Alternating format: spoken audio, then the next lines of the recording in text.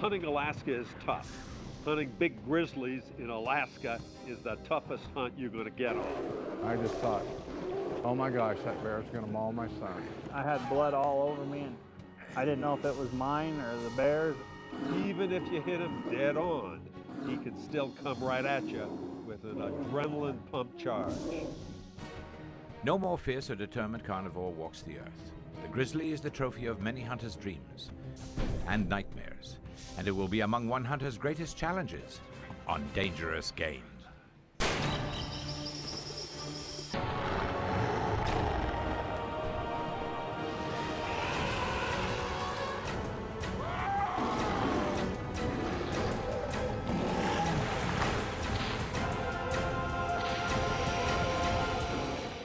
Hunting these big bears is really the ultimate hunt.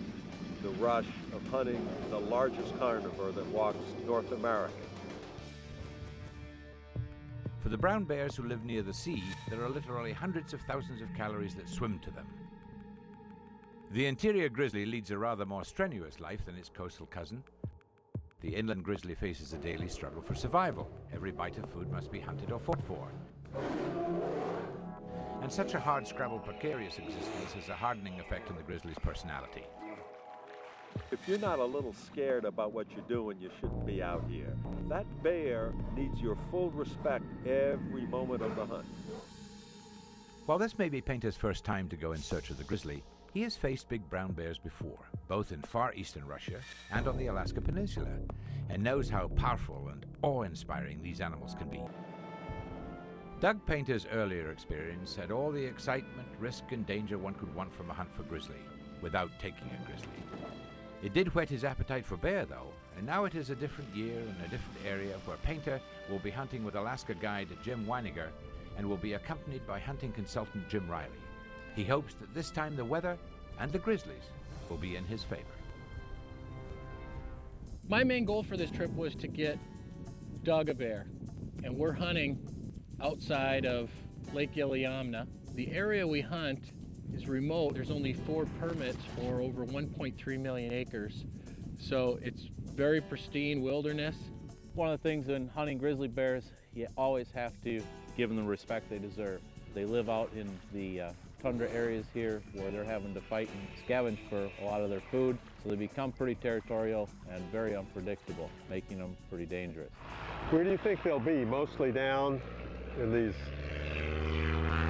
draws down by the water there? Yeah, this little creek on the other side of the ridge here, there's fish in that creek. So they'll be feeding along that creek.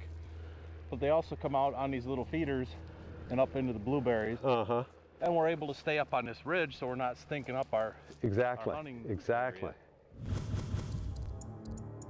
So once we get into camp, you can't fly and hunt on the same day. So we took up a couple vantage points on top of the mountain to glass the valleys below into the blueberry patches and streams to see if we could spot a bear to go after the next day.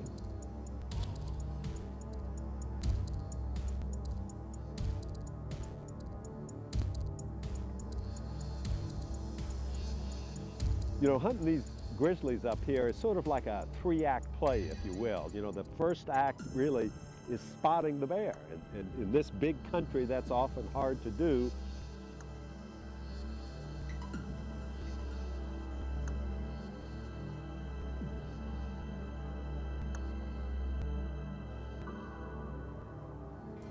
There, he's just coming through the alders on this side. I've got him. Boy, he moved quickly through that. Oh yeah, he's hungry. He moved quickly through that. Whenever you see a lone bear like that working, that's a good sign that he's a pretty good bear. It rules out the Cubs program. Yeah. He's not swinging his front shoulders straight. His front shoulders are swinging out. Yeah. Usually it's a little heavier bear, a larger bear. We were very lucky the first night to spot a bear. It was late in the evening, but we saw him out feeding in a big blueberry patch. Really good bear, great big typical Southwest Alaskan grizzly. So we went to bed pretty excited that we're going to get the opportunity to hunt a bear.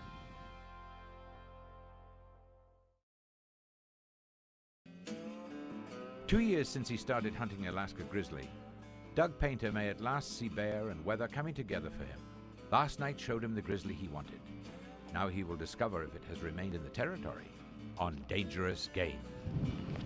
Well, let's have a seat here, Doug, and see if we can look over where we saw your bear last night.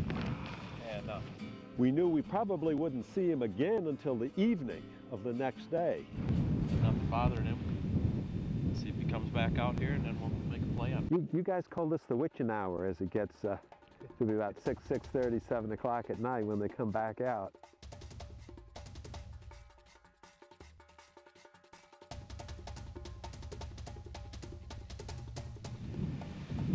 Doug, he got him just above where he was last night in that next bluebird patch past that little strip of alders. Jim, our guide, he's a great guide. He spotted the bear, but it wasn't where it was originally, but probably about a half a mile beyond. Gathered up our packs and said, come on, we got to go. I was a little concerned on the distance we had to go, whether we could get to him before we lost daylight.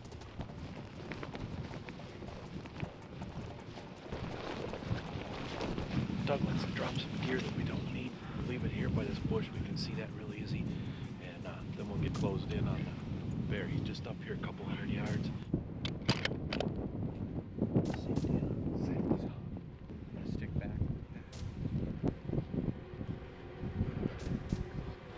Okay, come on. All right, let's go.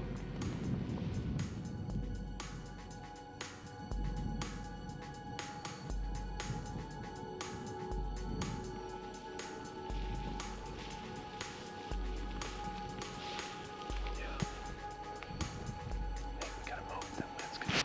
All right.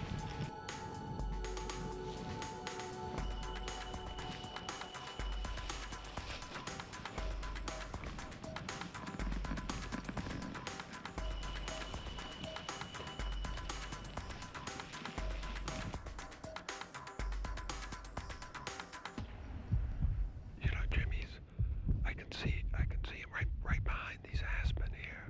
I think he's committing to the left here. He's coming down that way. I have him in my scope. I'm just gonna keep him in my scope till we see. I will take him. Take him down, Jim. He's right in the clear, like broadside. Reload. Drill him. Good job. I think he's down You well. smoked him.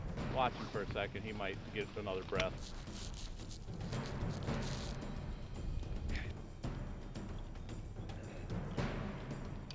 I think he's down well. Good job. I think he's well hit. I think you got him, buddy. All right, people often talk about just how tough these grizzlies really are, but until you experience it, it's something else.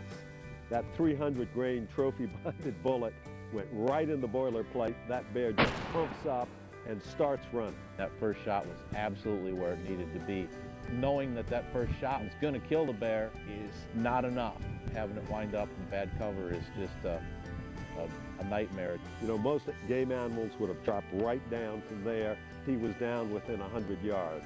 A great trophy. What a super bear. What a great looking bear, Jim. You know, Jim, I've hunted brown bear and out on the Alaska Peninsula. I've hunted brown bear out in Far East Russia, but not the grizzly itself. I don't know if there's a tougher animal out there. I haven't seen him. I mean, That's that why I'm bear addicted to him.